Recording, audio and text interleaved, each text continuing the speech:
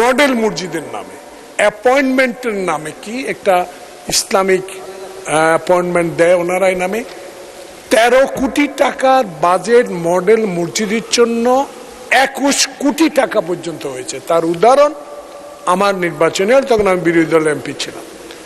এই বিষয়গুলো একটু তদন্ত করার দরকার। এই টাকাগুলো এত অপচয় হয়েছে যে এখন নতুন মসজিদের দরকার নেই। আগে যারা অতীতেই 13কে 21 করেছে এই বিষয়ে সব মসজিদগুলো ভেঙে হয়ে যাচ্ছে।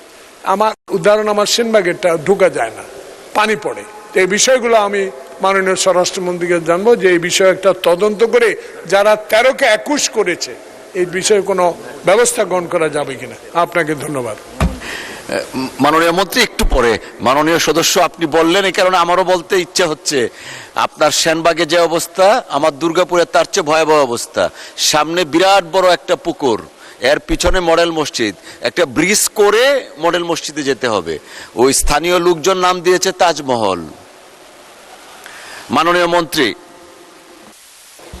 মানে স্পিকার কি বললেন লাস্টে? স্থানীয় লোকজন, যেহেতু মসজিদের সামনে বিরাট বড় পুকুর, তাজমহলের দৃশ্যটা যেমন পানির সামনে বা পিছনে একটা আছে, ওইটা ওই রকম নাম দিয়েছে যে এটা দুর্গাপুরের তাজমহল।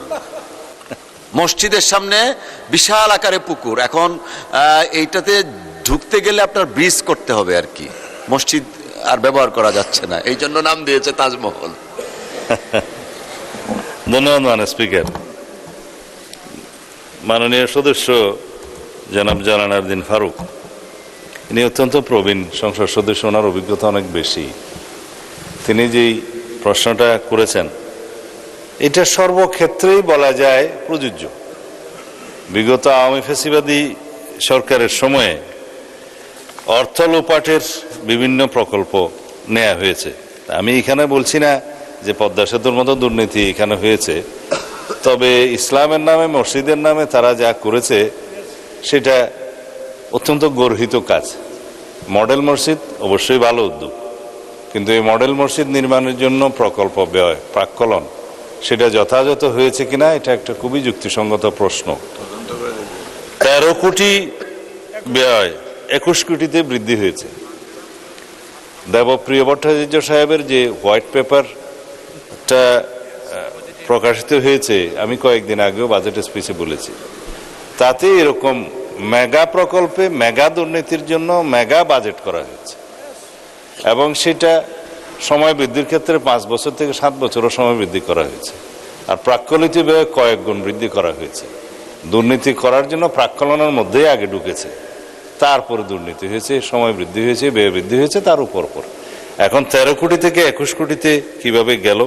এই মডেল মসজিদগুলোর সমস্ত প্রকল্প ব্যয় টোটাল কত ছিল, কতটা নাম্বার অফ মডেল মসজিদ হয়েছে, সমস্ত মসজিদ ওয়ারি সেটা তদন্ত পরিচালনা করার জন্য আমি আজকে মন্ত্রণালয়কে নির্দেশ দেব মাননীয় স্পিকার।